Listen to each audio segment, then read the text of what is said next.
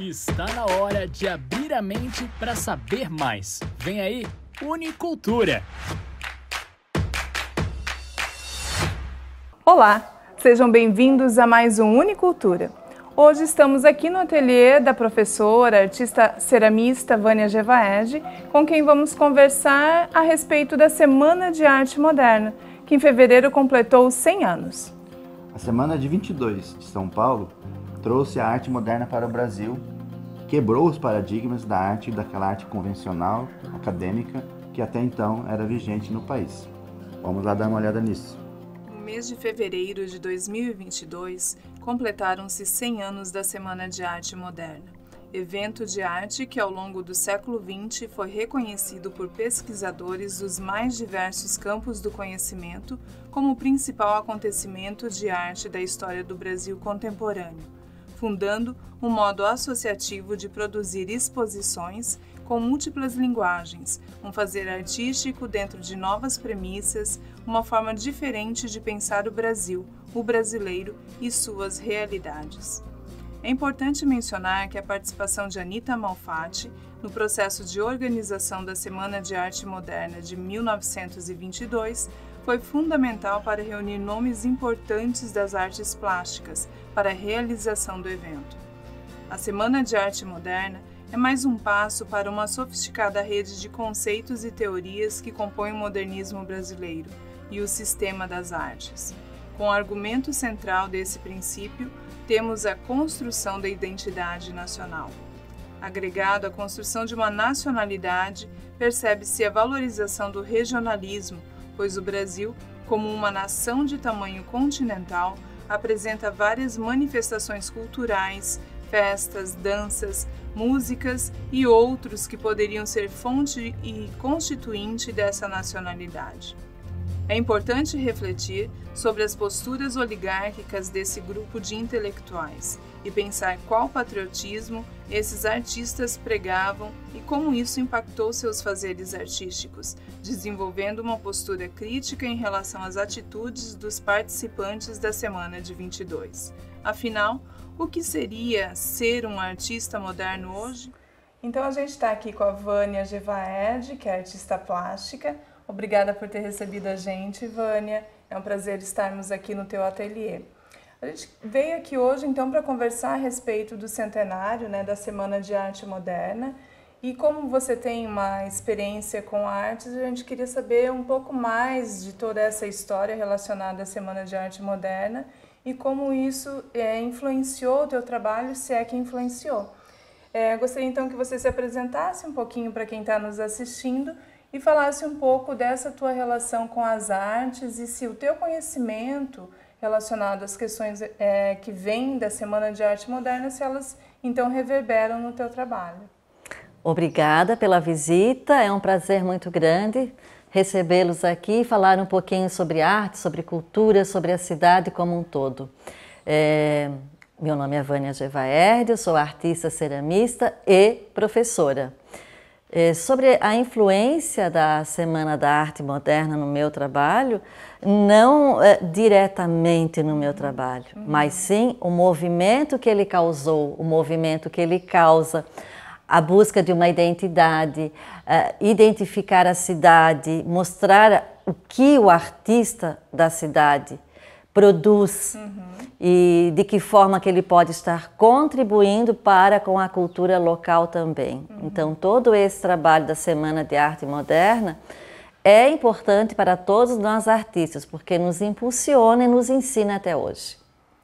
A gente identifica no teu trabalho muita cor, talvez até associando algumas artistas.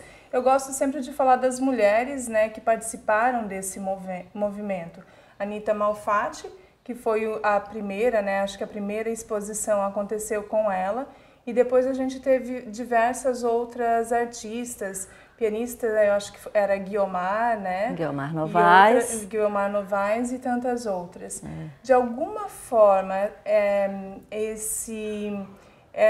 essa postura inicial relacionada à divulgação dessa arte moderna e a força dessas mulheres, isso reverbera no teu trabalho também? Te inspira de alguma forma? Tem uma das mulheres mais influentes nesse movimento, foi a Yolanda Penteado. Nós não podemos deixar de mencioná-la, porque ela foi a que impulsionou, ela foi mecenas, né? Ela abraçou a causa, ela brigou pela Semana de Arte Moderna, e se não fosse Yolanda Penteado, Guilherme de Almeida, Paulo Prado, todos esses cafeicultores, certamente a semana talvez não teria o peso que tem até os dias atuais, que se uniram aos pensadores, aos escritores, aos poetas, aos artistas e conseguiram formar essa famosa e importante semana no cenário cultural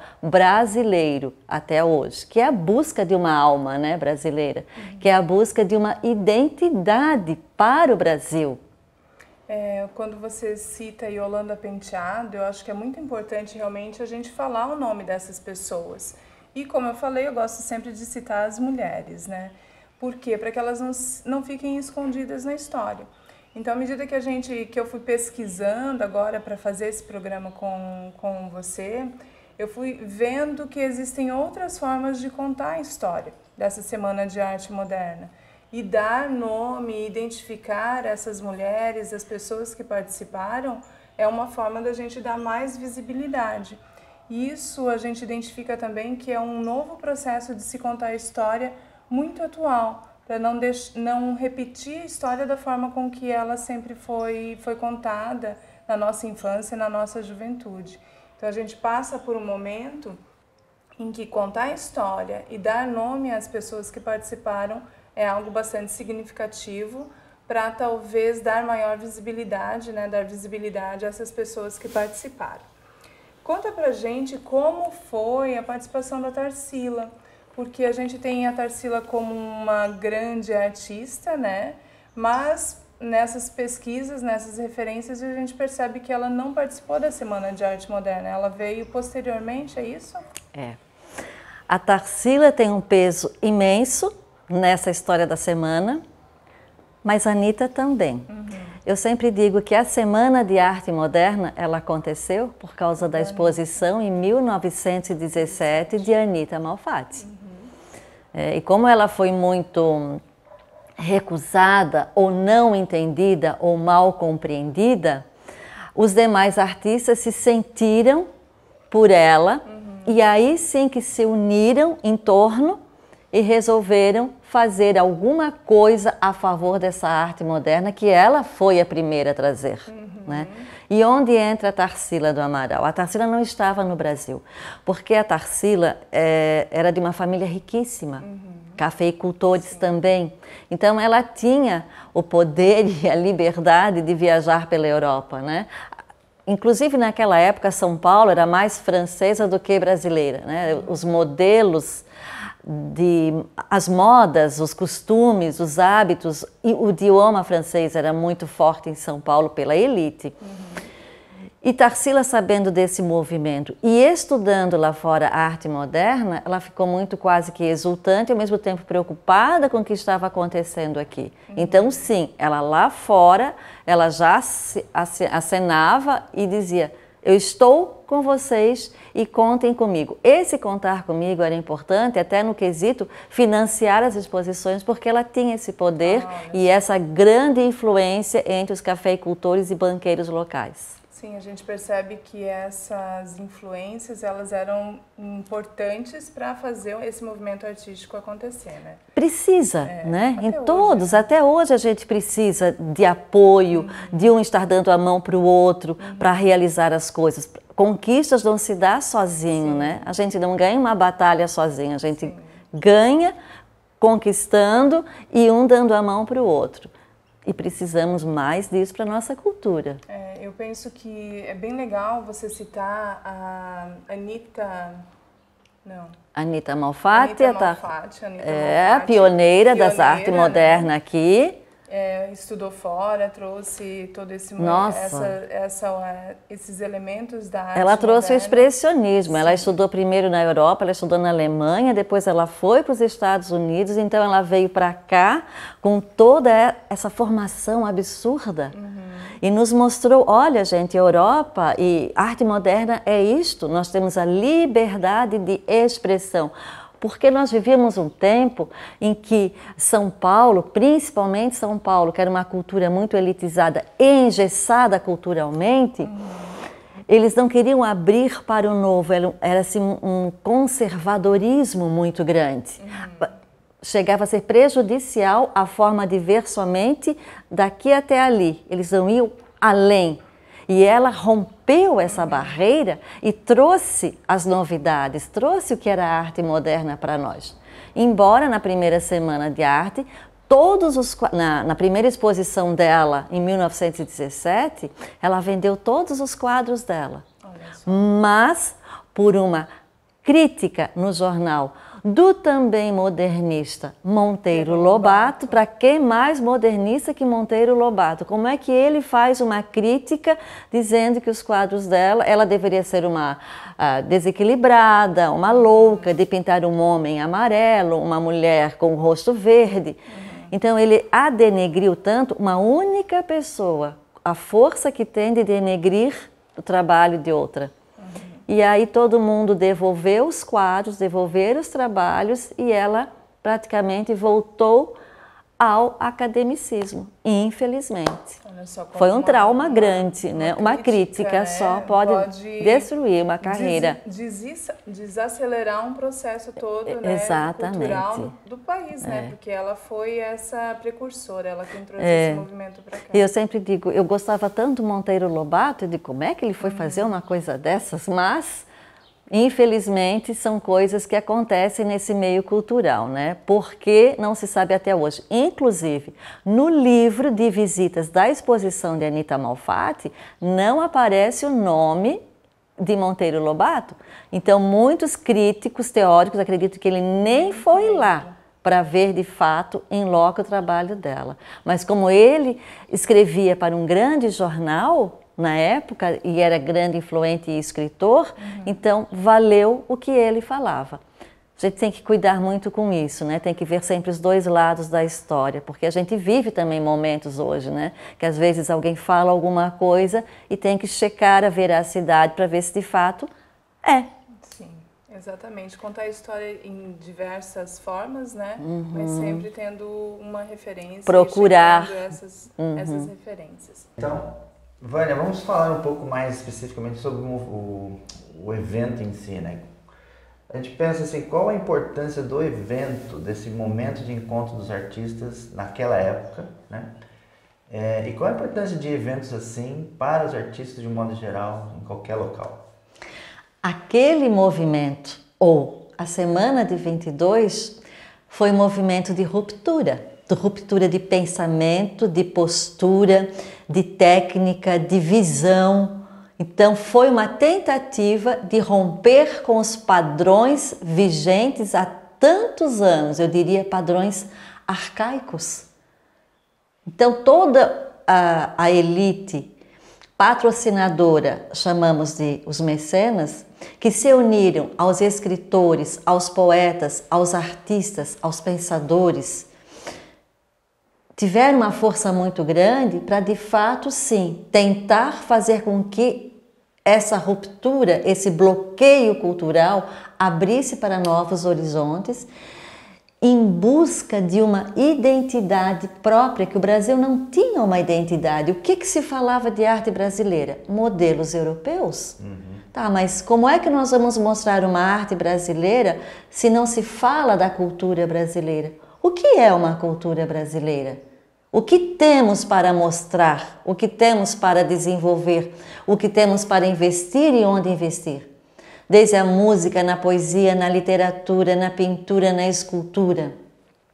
Então essa semana foi importante porque ela possibilitou fazer com que as pessoas pensassem arte de uma forma local, buscando as nossas raízes e buscando e tirando aquele livro de história e abrindo e fazendo com que agora eu vou estudar de fato o que é o Brasil e não aquele Brasil tirado dos modelos trazidos lá de fora, trazidos da Europa. Então ele tem uma força muito grande, que eu digo assim, é uma ruptura. E deu um fôlego muito grande para os artistas que aqui estavam na época e queriam mostrar a sua arte, o seu eu, a sua experiência própria. E não mais o copiar pelo copiar, mas fazer uma arte que exprimisse os sentimentos do artista, do cidadão local. Um tempo depois vai surgir até o próprio conceito da antropofagia, né? Então, aí vem o que a Tarsila faz junto com o então marido Oswald de Andrade, que cria uma das fases dela, é a fase antropofágica, né? Que são 3 fases que ela faz, a fase social, a fase antropofágica e a fase pau-brasil, que foi a primeira. E a fase pau-brasil, da primeira da Tarsila do Amaral, é uma fase que ela traz essas questões da infância, dos contos, das lendas brasileiras que as babás, os empregados da fazenda onde ela morava, passavam para ela. E ela retrata, ela valoriza muito essas histórias. A história que retrata o Brasil. Sim, é importante. A gente pode fazer um paralelo entre o momento lá de São Paulo, né, 100 anos atrás, que tinha essa organização desse pensamento novo de artistas numa cultura de elite refratária a isso, né? E a realidade de Brusque hoje?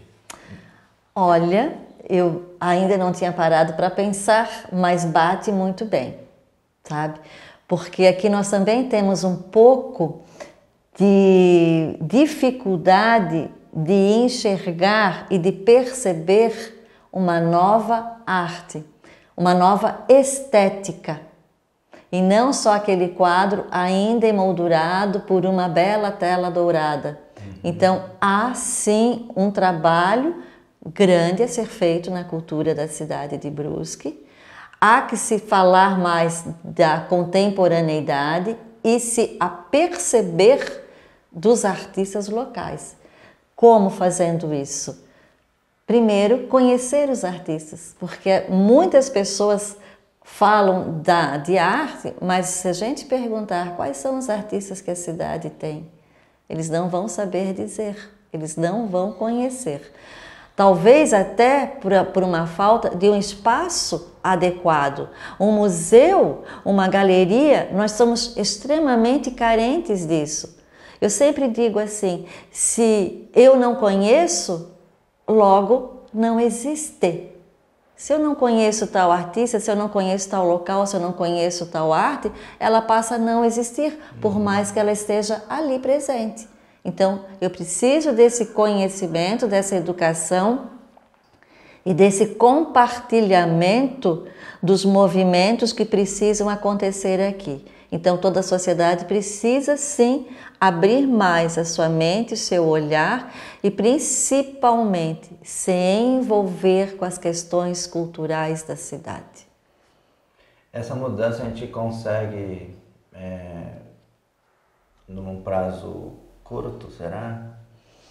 Esse prazo já foi para ontem, né? Sim. O prazo já esgotou, o limite já acabou e precisamos, eu acredito muito assim, esses artistas novos que estão chegando, eles estão chegando com muita boa vontade. Então, eles precisam se unir. Foi o que aconteceu na Semana de Arte Moderna, né? Eu vejo assim que as artes não podem estar separadas. A turma da música fica no canto da música, o canto dos poetas, o canto da literatura. Sabe que Brusque praticamente não há essa união, mas nem se percebe isso. É porque um vai em busca do outro para buscar apoio, para fazer o seu movimento musical, o seu movimento da poesia. A partir do momento que eles se aperceberem que de fato está faltando uma união de todas as áreas e todos falarem de forma igualitária, eu acredito que vai ter força. Serão ouvidos e vistos. A própria Semana 22 teve Foi isso. Todos se uniram. Todos se uniram, né? As vaias que aconteceram nas apresentações, nós temos que entender, e Mário de Andrade, nesse livro fantástico dele, ele fala, as vaias eram palmas. Entendemos como as palmas, e não foram poucas as vaias. Então, era algo positivo, porque aquilo que incomoda faz efeito. Pior de tudo, quando você faz algo e nada acontece. Se incomoda, é porque alguém está vendo, comentando e falando. Então, eu acredito que Brusque precisa muito de que todo o pessoal envolvido com a música, todo o pessoal envolvido com as artes visuais e as artes cênicas, aconteça essa união, porque aí nós vamos ter, de fato, uma força maior cultural aqui na cidade de Brusque. Então, Vânia, queria agradecer por nos receber aqui no teu local de trabalho, no teu ateliê, tua casa. E se quiser deixar algum depoimento, alguma coisa, alguma complementação no que nós temos para o nosso público. Eu agradeço muito poder abrir as portas do meu ateliê. Elas estão abertas para a cidade, para a comunidade de forma geral. Porque aqui a gente compartilha não só o fazer artístico, mas também trocas de experiências e motivação para as artes, principalmente a motivação para as artes. Nós precisamos falar mais de arte, falar mais de cultura, insistir e não desistir, e que cada um seja um pouquinho Mário de Andrade, o grande nome da arte moderna, da Semana da Arte Moderna. Eu diria o pai da arte moderna no Brasil é Mário de Andrade. E eu termino com uma frase dele que é a seguinte: nós temos que dar uma alma ao Brasil, e para isso todo sacrifício é grandioso, é sublime. E nos dá felicidade. Muito obrigado. Obrigada também. E este foi mais um Unicultura. Esperamos que tenham gostado. Até a próxima. Tchau, pessoal.